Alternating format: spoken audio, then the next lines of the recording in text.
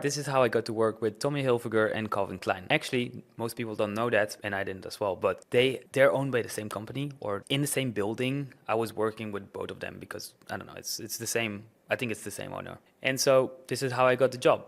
I was their house photographer for a while, and I was basically shooting their events, their staff events. And they have their main office is in Amsterdam, I think the main office. And they have like a huge building there with a lot of people. And it's one of those beautiful or Google kind of style where they drink fancy coffees all day and play ping pongs. And I was spending a lot of time there because I was working there as their house photographer. And this is how I got the job. So basically, I moved to Amsterdam, right? Which is something I recommend everyone to do, to move to the main city because there's so much more opportunities there. And so I was working for the event world. At the beginning, I started with clients who paid me $100 for a project and then $200 and things like that, right? So when I was working for those low-paying clients, I got a lot of connections. I was at all the events all the time, and I was networking there and making connections. And so one of the girls who hired me, which was working for a different boss, I worked with her and we had a good connection, not strong enough to continue it. But then I was like a year after or something, I was biking in Amsterdam on the Vondelpark, the most famous park there. Suddenly I see her again. We didn't really exchange Instagram or we didn't really kept in contact, but I see her there and it's like, hey, how are you? Long time no see. And do you still work at this thing? Do you still where are you now? And I didn't really like ask her where she was working, which is a big mistake now realizing because that's like one of the first things that I ask now, not where you're working, but what are you working on and where are you trying to grow in life and things like that. We didn't really got to speak about it. She was interviewing me more, but we had a great conversation. And then after I received a message from her saying like super random, like, hey, I'm actually working for Tommy Hilfiger and Klein, and we're looking for a new photographer. Can you work for us? And then I was like, well, hell yeah, of course. And then I arrived at their huge office. I was like overwhelmed with like so much money and fancy and luxury stuff. And I was there basically like twice, 3 times a week for a whole month, almost living at this office of theirs, which is super fancy, and living my best life there, documenting their yoga events and their cleaning the beach events and all their stuff events and things like that. I didn't do their fashion stuff because then you need like to be a big fashion photographer, which I'm not. But I was their in-house event photographer and the conferences they had and things like that. And I absolutely loved that. It was a great experience. And then I couldn't do an event, so I referred them to someone else. And then they continued with him. And then I realized that the interesting thing, I think what they're doing is basically they're switching a photographer every month or something. Not sure why, I have no clue. Maybe they're testing different people out to see who is fitting the most. I'm sure I could have done like follow-ups of like, hey, I would love to work with you again, things like that. But I was good. It was an amazing experience. And maybe I moved to Bali after that or something like that. So I didn't really follow up. Maybe I should follow up. Maybe I should contact them and help them with their social media of their in-house. But that's how I got to work with them. But also actually the same story applies to how I got to work for Felix, which is one of the biggest scooter. It's like the Uber of Amsterdam and Berlin and Europe. It's like the scooters that you can rent. So it's a huge company. Everyone knows it there. And that's how I got to make their new campaigns and the new photos for them. I was working with a guy, W Amsterdam. He was the marketing manager and he actually changed positions. He really liked me as a photographer. So he was like, hey, I have this gig for you. Do you want to help me out? Our photographer canceled. We're looking for a photographer tomorrow. Can you help me out? We really enjoyed working together, came up with some really good proactive ideas. So he hired me many more times and we did some really interesting and cool campaigns, which got, I don't know how many views, but like a lot of views. It was really big stuff where I came with like big lights and different things. This is also how I got to work with rituals. I worked for an agency that worked with them, I think, something like that. So basically what happened, I was getting, that's something that no one will tell you really, but I got, and a lot of photographers and people in our industry can get a lot of jobs from other photographers. So I recommend not having a limiting mindset of everyone is a competitor. Quite the opposite. That's what helped me grow a lot, connecting with all those photographers, because I became a photographer because of other photographers. I started in more demand industry and less photographers, which is nightclubs. So I got in touch with people like who were nightlife photographers, but were growing to festivals and to corporate events and things like that. And so there was more demand and less supply, or less suppliers. And so I got a lot of jobs from photographers who were just tired of doing nightlife, and or they were sick.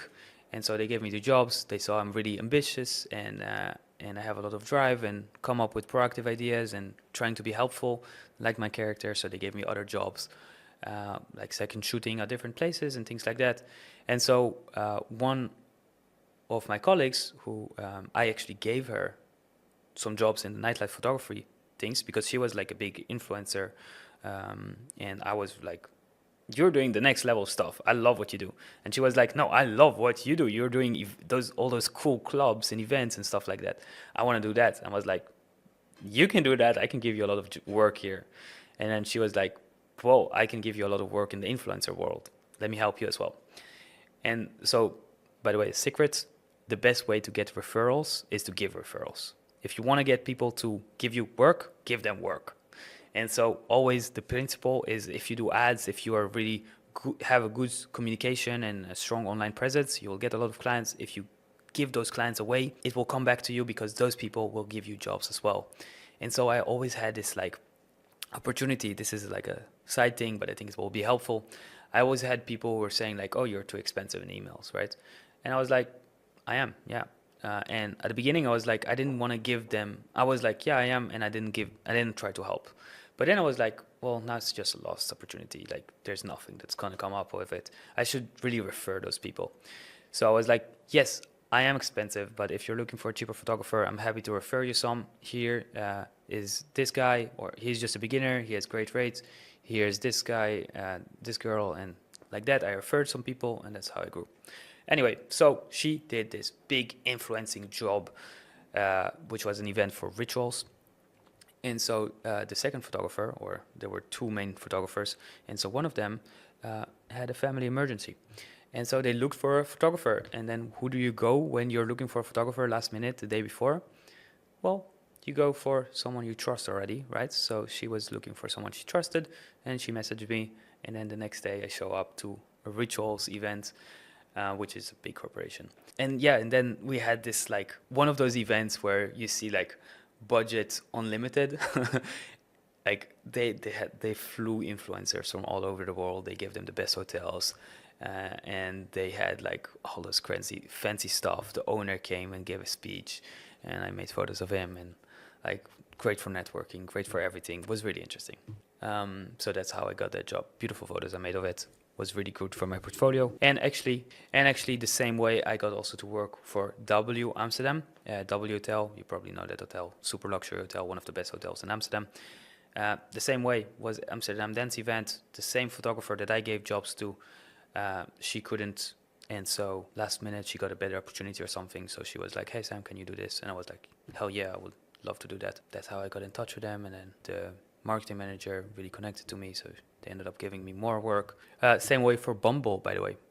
Exactly the same way, through other photographers. I got an email from Netflix who reached out to me and wanted to work with me. And this is exactly how it happened. And no, they didn't want to make a movie about me, but they wanted me to be their house photographer for their events, in-house events, or I don't know what exactly they have. But we hopped on a call, and the sad thing is I already moved to Bali, so I couldn't completely help them, so it didn't work out. But that is an insane lead to get an email from them, right? So that means that I did a great job on how I attract leads to my company, and I'm going to show you exactly how I did that.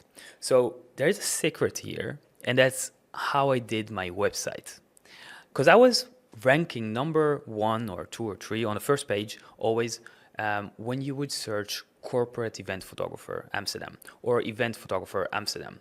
And so one of the things is, first of all, you need to kind of know who has the money. And I found out that corporate events have a lot of money, or conferences. You get a lot of really good clients if you rank for those keywords. And so I had a page where it was literally written corporate event photographer Amsterdam or things like that. And I added photos. But then anyone can do that, right? The main secret that I had was, and I didn't realize that, I was just like I was focusing on my clients, how can I provide more value to them, rather than think about my competitors and how can I copy them, how I used to think when I was broke. So one of the solutions that I found, and I'm actually quite excited about this topic, is because it took me like half a year to figure out how to do that. But basically, instead of sending my photos through Pixie or PicTime, which even at that time didn't really exist, but everyone was sending their files through WeTransfer, or where you can just send files, or Google Drive. But I found it always like quite a bad experience. So I basically, now realizing, I came up with an idea for PicTime without being PicTime, right? So I just wanted to do it for myself. And I wanted basically to have everything on my domain, so it looks professional and it looks good. And I wanted to have my own call to actions. So if they want to book me, or they want to, I don't know, if I want to change anything and get them to watch my other stuff, watch my other offers, then I can have control over that. Because in Google Drive, you don't have control over that, right? What I did is basically I send my clients my photos on my website. And the secret about it, or the reason it's so amazing, is that because it's basically telling Google people spend a lot of time on your website because people are watching all the photos, which is 100 or 1,000 photos. Imagine a wedding, for example, or a corporate event. So everyone is watching all their photos, right? And they're downloading their photos. And then they're sharing it with their colleagues or with their family to watch all the photos. And then grandma is spending like an hour on that gallery later. And so it tells people are spending huge amounts of time on your website and they're sharing it with everyone, so you're getting backlinks. And I was not an SEO genius, but I was just like, oh, SEO is important, I guess. So let me figure out what I can do there. And I was just thinking about it. But then after I realized, this is why I'm ranking number 1 on Google, and this is why like Google is like promoting me everywhere. Not only that, of course, also I invested time and energy into getting reviews from my clients and things like that. But that helped me a lot.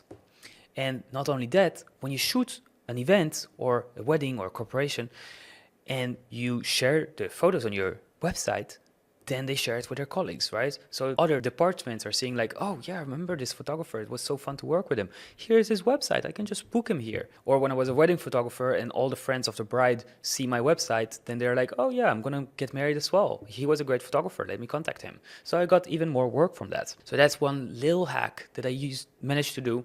And the way that I did it was really complicated, but I used WordPress and I hate WordPress. Never recommend it to anyone. So many bugs and so much wasted time. Took me 3 years to build my website in a good way where it looks amazing. It got me a lot of clients, but there are better platforms now.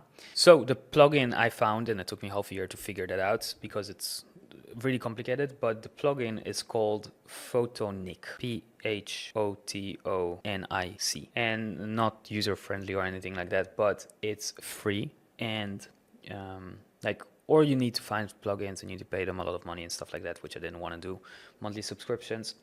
But instead, this plugin basically works with Google API, which connecting the API, by the way, is a nightmare. I mean, it's possible. You can figure it out. Or now with ChatGPT and things like that, it's very, very possible. It's much easier than it used to be. But for me, it was a nightmare back then. And so I was the only one who did it. But then this uses Google Photos API. And it's impossible to just like embed Google Photos into your websites, I found. I don't know why they're limiting stuff. But this is just a great way a loophole to get that to be done. And then you pay also really cheap on photos storage, because I wanted to upload my photos in high quality, right? And I wanted people to download, and I had like hundreds of albums, so I didn't want to pay expensive subscriptions. So that's how I did that, and that's how I got contacted by Netflix. That's my secret about SEO.